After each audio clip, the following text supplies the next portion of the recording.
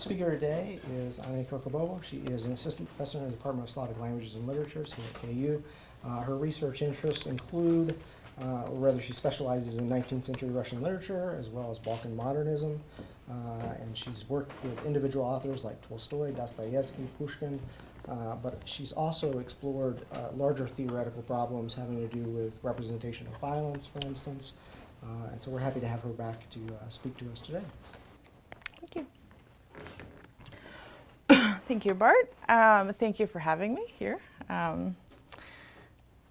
live across the street, so it's nice to come here once in a while. So I will start with some more theoretical explanations. So if you find that kind of thing less compelling, it's only the first couple minutes, and then I'll get to the text.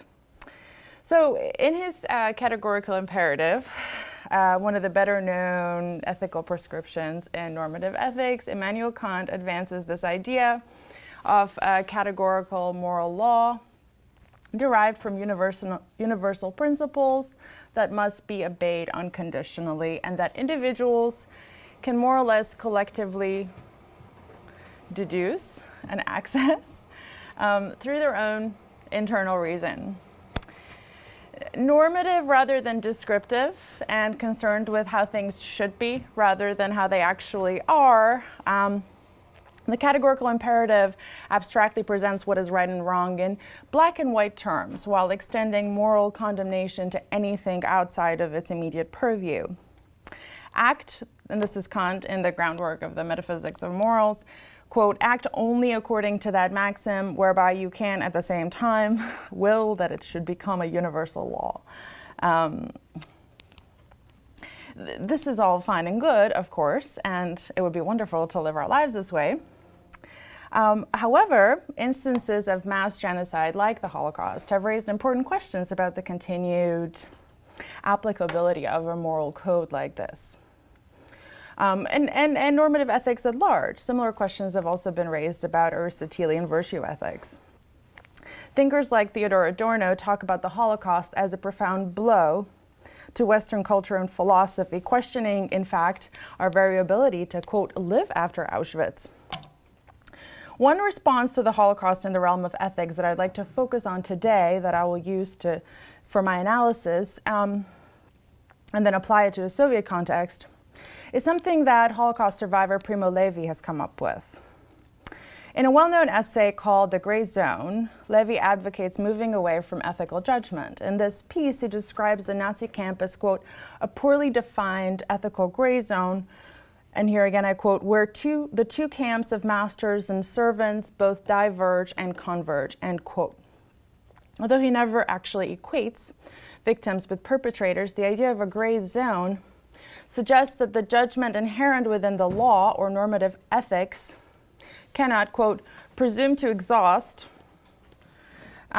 moral questions. Italian philosopher and compatriot to Primo Levi, Giorgio Agamben, who has revisited Levi's essays in recent years, in particular in his controversial book, The Remnants of Auschwitz, argues that none of the familiar ethical political principles of our age have, quote, stood the decisive test of Auschwitz.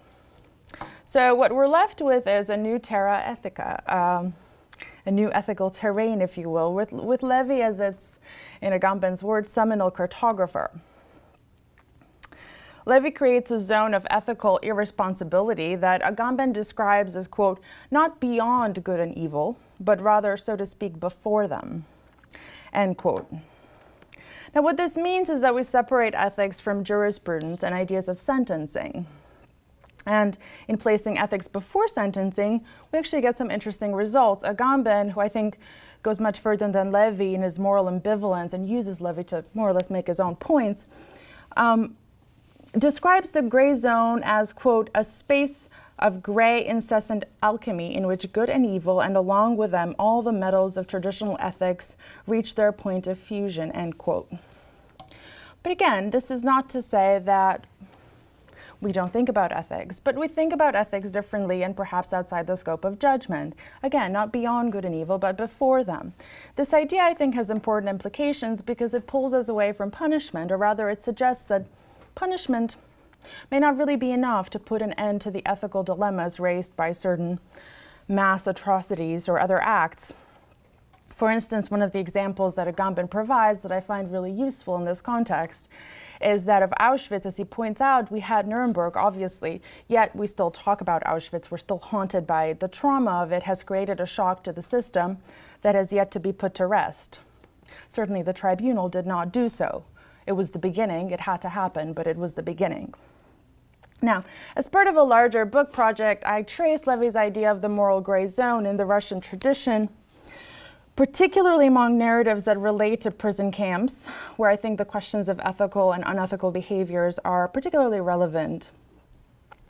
The ethical gray zone that Levy and Agamben talk about is a kind of, in my mind, a post-traumatic ethics. It's an ethics after trauma. It's an ethics after trauma actually turns normative ethics into rubble, to go back to my title. My hunch, and it's a hunch right now because I still have to write the book, so don't hold me to it if I change my mind. But my hunch is that in a place like Russia, this moral questioning or grayness is very much part of the fabric of daily life, because trauma from a range of sources, including authoritarianism and others, is inherent to this daily life. So as part of my project, I look at the gray zone as a productive ethical space in the Russian tradition, going as far back as Dostoevsky, Chekhov, and then continuing it into the 20th century. As I argue in this bigger project, instead of normative ethics, we see a moral gray zone in these works, which I think facilitates really interesting, divergent ethical codes.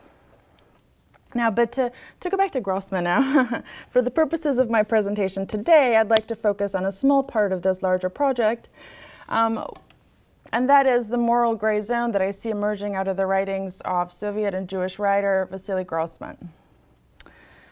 Grossman, for those of you who may not be familiar with him, has written both about the Holocaust and Soviet acts of mass violence. He spent over 1,000 days as special correspondent for the Red Army on the front lines of World War II. He witnessed a great deal of violence. He was one of the first people to arrive at the site of the Treblinka Nazi concentration camp in September of 1944. He wrote an essay based on that visit called The Hell of Treblinka, which was actually later used in the Nuremberg Crime Tribunal by the prosecution. Other well-known works are, of course, Life and Fate and Everything Flows, which will be my focus here today, in addition to The Hell of Treblinka. So what I want to do in this presentation is trace the evolution and ethical perspective across Grossman's oeuvre. Obviously, I can't do all of it in 20 minutes, but I'd like to focus on kind of two critical points at either end of his career. I'll begin with The Hell of Treblinka and then continue with Everything Flows, which was his last novel, and it's about the abuses of the Soviet state. My suggestion would be that in the time lapse between these two works, Grossman's ethical code goes from a more proper Kantian deontological morality to something closer to Primo Levi's gray zone. And it's not my intention to present this as a form of ethical decline, if you will, rather than serving as a space of ethical breakdown. For Grossman, the gray zone proves very productive, and it becomes ultimately the foundation for the rise of a kind of maternal ethics of compassion and rehumanization to combat the totalitarian dehumanization we see in so many of his works. In The Hell of Treblinka, Grossman expresses a fairly clear-cut ethical code, directing his moral judgment against the, quote, SS psychologists of death, who kill with impunity. Despite this ethical certainty, of course, his writings do leave a little bit of room about the unfinished nature of the experience for him, which then will keep coming back. We sense a sort of a sorrowful ethical surplus, a kind of ethical disturbance at the end of it all. And sure enough, years later in Everything Flows, where Grossman directs his attention to the Soviet state and the Gulag, this ethical open-endedness evolves into a full-blown moral gray zone. Here, I can skip some of that. Now, if we situate Kant's categorical imperative on one side as representative of normative ethics, if you will, and moral certainty, and Levy's gray zone on the other side, then the hell of Treblinka falls closer to normative ethics, of course. I can skip some of this. In a secondhand but very visceral encounter with genocide at Treblinka, Grossman really clings to moral certainty. Nazi crimes are condemned in this narrative. The Soviet army, of course, is exalted as this messianic, avenging force for good. The victims walk to their deaths, stripped naked and dehumanized from the outside. It's a very hard essay to read. But nonetheless, they manage to retain their humanity. Those attempting to diminish or deny this humanity are deemed, the Nazis, of course, they're deemed moral monsters. They are the equivalent of a cyclops on the level of, quote, psychic monstrosities and perversions. In Grossman's representation, the SS are neither an illustration of the banality of evil or ordinary men, but to use Kant's term that is also used by Hannah Arendt, the SS are the embodiment of, quote, radical evil, which I think transcends, the idea behind this term is that it transcends circumstantial or coerced bad behavior, but is something inherent. It's a, quote, perversity of heart. They're not forced into taking part of the genocide. In fact, they seem to relish what they do. At various times, Grossman considers how much of the blame for what happened at Treblinka can be assigned to the racist state, the Third Reich, right? That, quote, promoted the imperialist ideal of racial and national exceptionalism, end quote. He acknowledges the evils of the Third Reich, of course, but at no point does he absolve individuals of their guilt or completely situated with the state. In fact, it would seem as though the Third Reich and its henchmen have come together as a match made in hell, a certain kind of regime inviting allegiance from people that naturally would gravitate toward dehumanizing violence and tyranny. The SS are shown free to choose their own path, and it's their own perversity of heart that pushes them to do what they do at places like Treblinka. Years later, in 1961, when Grossman was writing the last work of his career, Everything Flows, he had come to see the Soviet regime as a more or less mirror image of the Nazi Third Reich and was well aware that neither system was ever going to champion the weak and victimized. With the Holocaust looming large in the background, the author addresses the crimes of Stalinism with brutal frankness. As a novel that was never really meant to be freely circulated, he had already tried that with Life and Fate, and it didn't go very well. The KGB confiscated it. And a novel written by an author with no hope of ever attaining any freedom of expression, Everything Flows is fittingly almost exclusively preoccupied with the idea of individual freedom and its absence in the Soviet Union. In fact, I would argue we see in Grossman an evolution similar to what we see in Hannah Arendt's thinking. He goes from blaming the Holocaust on radical evil to seeing Stalinism as defined by what Arendt dubs the banality of evil. I'm sure you've all heard this term. Or basically ordinary people committing evil, horrible deeds, not because they're pathological monsters, but because they momentarily renounce their own morality to the larger collective state morality. As Grossman shows, at times frightened by the power of the state, at times dazzled by its promises, individuals are forced to betray or stand by idly as fellow citizens are tortured. This lack of freedom, however, leads Grossman to suspend ethical judgment, situating his writing at this point squarely in a gray zone that stretches to encompass much of Soviet society.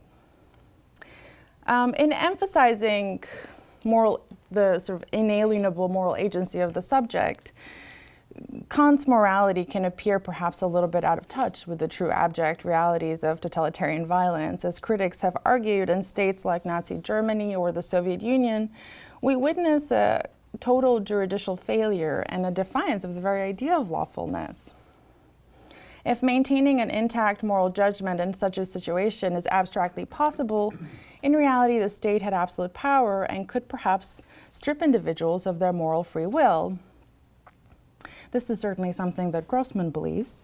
And in Everything Flows, he really shows ethical behavior on the parts of individuals as coerced, while assigning ultimate moral blame on the system. Focusing his attention on the Soviet Union's political beginnings, Grossman discusses at length how Lenin took control and, instead of empowering freedom, founded a state that perpetuated centuries of Russian non-freedom. There are a lot of examples of citizens in the novel who more or less give up their moral freedom to the collective, all suggesting that, in Grossman's word, the state became the master. At that point, the end goal was no longer the foundation of socialism, but rather absolute state power. As he argues, quote, one could witness the implacable suppression of the individual personality, as citizens were compelled to declare, quote, total servile subjection to the sovereign and the state. Grossman was not alone in articulating the subjection of the individual to the will of the state, which of course was painted in a more positive light in the Soviet public discourse of the time. Scholars have also noted how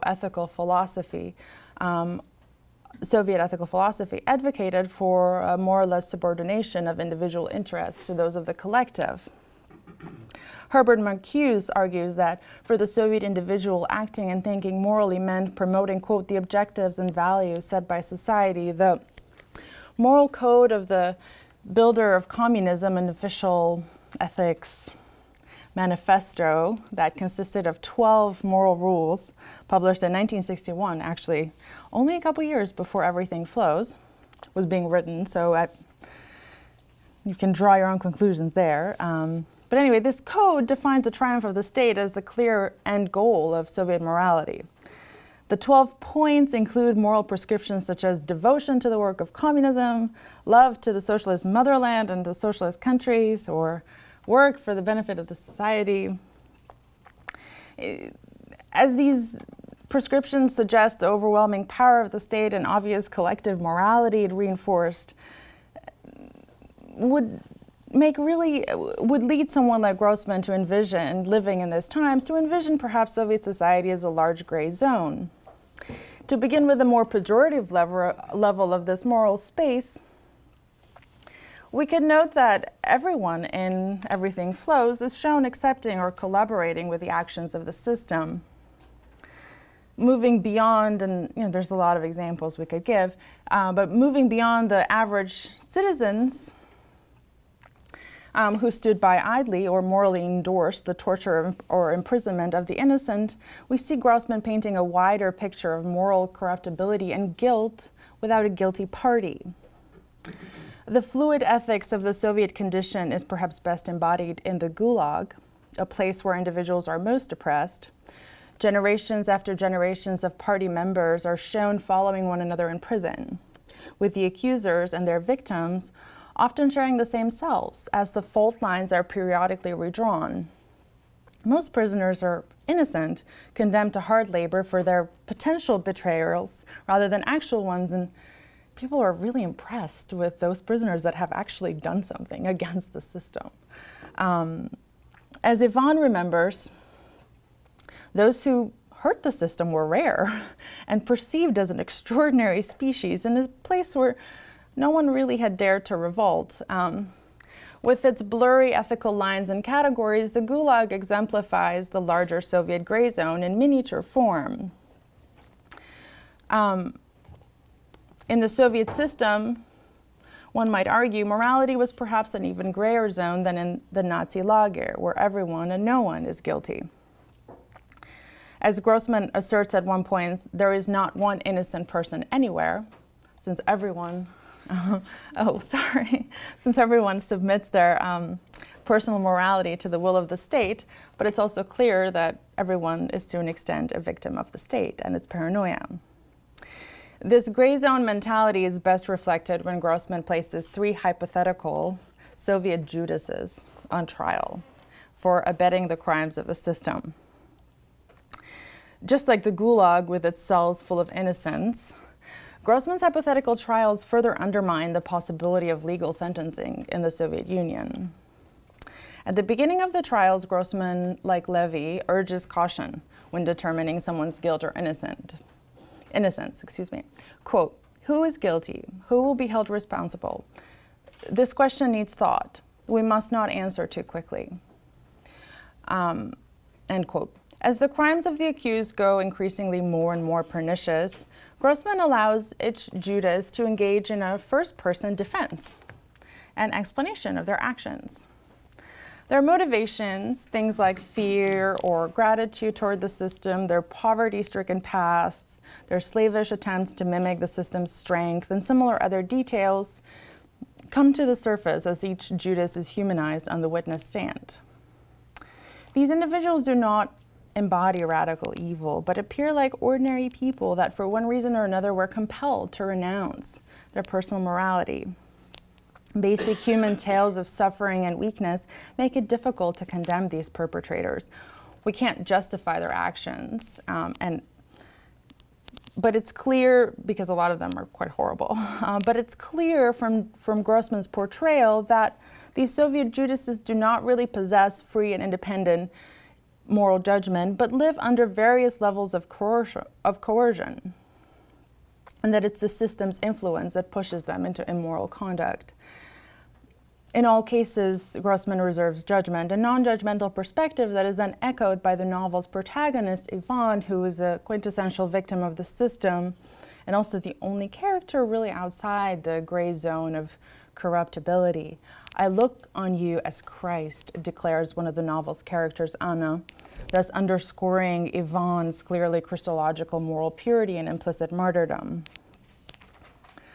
What ultimately allows Ivan to retain this ethics of non-judgment is precisely his understanding of freedom and lack thereof in the Soviet Union.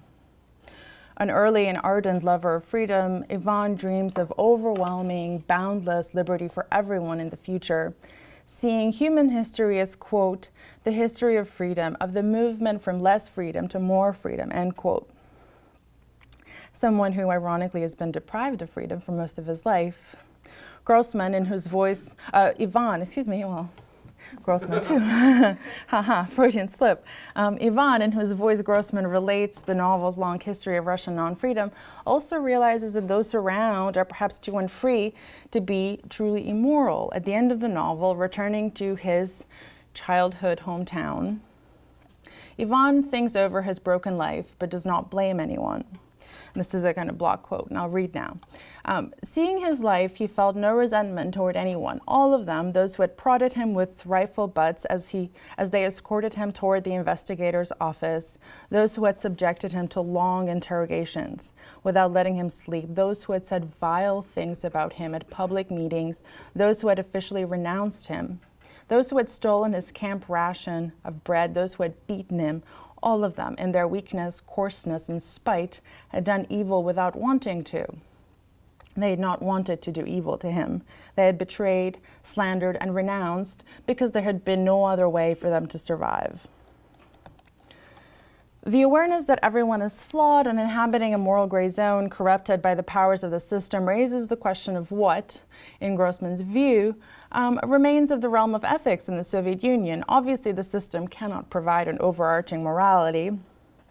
In fact, the implicit moral corruption of totalitarian states has led thinkers like Hannah Arendt to advocate total withdrawal from public life as a precondition to moral living in such regimes. As Ivan's case reveals, the gray zone does not merely entail compromise and moral decline. It's also a morally perpetuous space that can engender a new and better morality, perhaps, of course, outside the system's clutches. Ivan survives the abuses of the system, not only with his own morality intact, but having acquired perhaps a heightened, more humane ethics of non-judgment. He becomes, I think, a vehicle for Grossman to advance a new ethics of rehumanization that springs right out of the gray zone and the rubble of normative ethics. One of the key percepts of Kant's original categorical imperative asserts the humanity of everyone. As Kant puts it, human beings must always be regarded as an end in themselves and never as a means to an end. This ethical message, however, is of course incompatible with the reality of murder and genocide. In the words Instances of mass dehumanization like the Holocaust or the Soviet purges ultimately call for a different kind of ethics. In the words of Theodor Adorno, the Holocaust and Hitler had imposed, quote, a new categorical imperative on humanity, which is, quote, to arrange their thoughts and actions in such a way that Auschwitz should never be repeated, end quote. Now, the question is, what would this categorical imperative be for Grossman? And there have been a range of ideas by different thinkers. I think Grossman falls somewhere in between, but Agamben, who I mentioned before, has a lot of objections to normative ethics, and his own proposals are a little vague. If you read him, you know what I mean. But his idea of ethics post-trauma is somewhere in the unsystematic ethics of the gray zone, which moves beyond distinctions between good and bad and human and inhuman. Other thinkers, like Emmanuel Levinas, who I find really compelling, who I think is relevant here, and actually read Grossman, as I'll say later on, and Levinas lost much of his family in the Holocaust, but Levinas moved beyond normative ethics too, and he sought a deeper understanding of the world through an exclusive focus on the face of the other. Nothing else, just the human face, the face coupled with the fragile human life behind it as a new categorical imperative of sorts. For Levinas, ethics began with this other, being face-to-face with this person. And each individual, in his opinion, should make it their responsibility and central ethical goal to take care of this person, and rather than only focusing on the self, which is a very Russian idea, and I can talk about how it may or may not be related to the Russian tradition too. I think it is. In Grossman's writing, I would argue we see a conversion of these two distinct perspectives, as the despair of the gray zone gives rise to an ethical resurgence and rehumanization of others, all outside the bounds of normative ethics. The moral fluidity of the gray zone allows individuals to map out their own morality because no one, and certainly not the system, knows any better than they do. Some Soviet individuals may not ultimately rise to this level of moral lucidity, but the author nonetheless sketches out the possibility of a moral ideal. This ideal, which I would describe as perhaps even a secularized version of Dostoevsky's vision in Brothers Karamazov, presents love and the absence of judgment as the cornerstones of moral behavior. And at the beginnings of this ideal, just like at the beginnings of humanity itself, can be traced back to the figure of the mother and eternal love, and maternal and eternal love. I'm big on the Freudian slips today. Dostoevsky in his Moral Beacon and Brothers K, Father Zosima, of course, described God's love as unconditional and boundless. Grossman's ideal is somewhat more feminine than that. As the backbone of his post-traumatic ethics of the USSR, he advances a similar, I think, secular model embodied in the figure of the mother and her unconditional love. If individuals are dehumanized in the gaze of the Soviet state and its collective ethics, they are most human in the gaze and love of the mother, as motherhood comes to represent the inalienability of humanity for Grossman. We know that this was a particularly sensitive topic for him because the image of the mother was very complicated and bound to the traumatic loss of his own mother, killed during a Nazi massacre in Berdichev in 1941. Victor Schrum, one of the protagonists from Grossman's earlier novel, Life and Fate, describes the loss of his mother at the hands of the Germans as, quote, an open grave in my life, a grave that never filled in, end quote. Grossman's understanding of the murder of his own mother was bound up with what he saw as the dehumanization of his age. He saw this murder as deeply unethical, but for him, assigning responsibility was never enough. In fact, at one point, he moves so far past blame that he's even envious of the man who murdered her because he got to look at her one last time.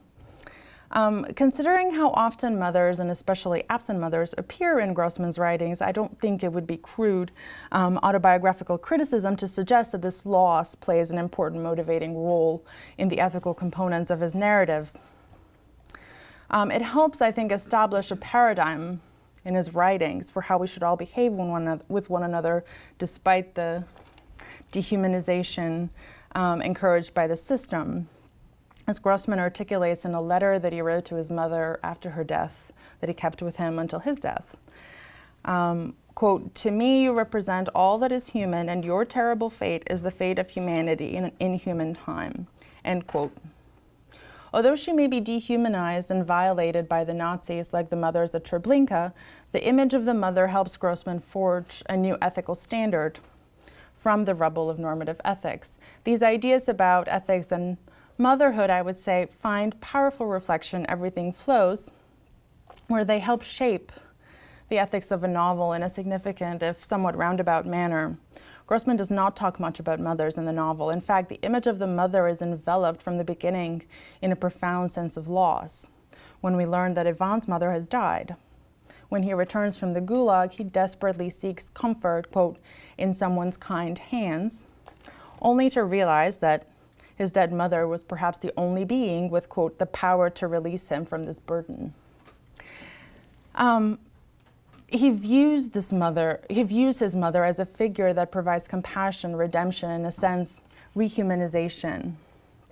However, even as his actual mother is lost, vestiges of her appear in a series of metonymical displacements to help construct an ethics of maternal love that exceeds the figure of the mother herself. Ivan finds surrogates throughout the novel that manage to rehumanize him, extending the kindness he could no longer receive from his mother. The most important one is Anna, who in many respects I think grows into a metonymic substitution for his dead mother. The two come together as lovers, but this is not erotic or romance in any proper sense. Instead, we see Anna, Ivan, and a few other politically undesirable figures existing outside the gaze of the system, extending kindness toward one another. Ivan longs to unburden himself and tell Anna his story, but in another case of missed opportunities, her cancer and eventual death deprive him of this possibility. However, the bond continues past death. She lingers, serving as another absent interlocutor. She allows him, and her, sort of the image of her allows Ivan to at least partially unburden himself and recount the story about the Gulag and freedom or lack of freedom in the Soviet Union. These interrupted and displaced conversations suggest, through a metonymic chain, that the maternal ethics of Everything Flows is ultimately an ethics of good deeds and kindness, perhaps. After Grossman's other novel, Life and Fate, after reading it, Emmanuel Levinas suggests that this work presented, quote, "an ethics without ethical system." He spends extensive time in an interview talking about this work, and he says that without providing any grand solutions to the human problem through a, quote, "system of salvation," Grossman captures, and here I'm quoting again, "goodness without regime, the miracle of goodness in certain isolated acts from person to person," end quote. In Everything Flows, we see these moments of kindness among individuals. And they are the only instances of reprieve from the dehumanizing power of the system. Throughout the narrative, and in a sense they do connect back to the figure of the mother, throughout the narrative we see Ivan struggling to remember his mother's face, which he compares to trying to, quote, "look at the sun." At the end of the novel, we see him alone in his hometown, imagining a bright light across the entire earth. For a fleeting instant, he is finally able to see his mother again and imagines himself kneeling in front of her, quote, "as her beautiful hands rest on his gray, balding head," end quote. In this moment, he's redeemed of the burdens of suffering and dehumanization that the system has placed on him and feels, quote, "still the same as ever, unchanged," end quote. This final gesture of comfort in the form of the mother's beautiful, young and beautiful hands washing away Vaughn's pain and rehumanizing him in a sense, bringing him back home, becomes, I think, a very important token and kind of conclusion of the novel's ethics. In closing, we might say that Grossman's last novel, Everything Flows, serves as his final words on totalitarian systems and their dehumanization, in a sense continuing the ethical journey that the author began at Treblinka. We can see that by the time Grossman was writing this final work, he grew disappointed with the Soviet system, which had been a hero in Treblinka, and saw it as virtually equivalent to the Nazi Third Reich. Whether it was the realization or whether it was this realization or the repetitive and ever-returning nature of trauma, it's clear that the ethical judgment in the Hell of Treblinka does not put to rest the ethical wound dealt by the Nazis there. What Everything Flows shows is that having witnessed these systems at work firsthand, Grossman saw neither of them as capable of promoting ethical behavior. And while neither jurisprudence or normative ethics could exhaust ethical problems like Treblinka or the Gulag, he himself created, well, largely for himself, because he couldn't really circulate much of his works, he created an ethics outside the bounds of all of these systems, situating it in the thing that he knew best, which was the mother's love and embrace of her child, well, knew and loved best. And if all systems strip individuals of freedom and dehumanize them, this love, the mother's love for her child, represented for him humanity at its essence. And it's through these sort of scarce and fragile acts of goodness that any ethical behavior existed for him, despite the overwhelming dehumanization dealt by the Soviet system. So I'll finish there.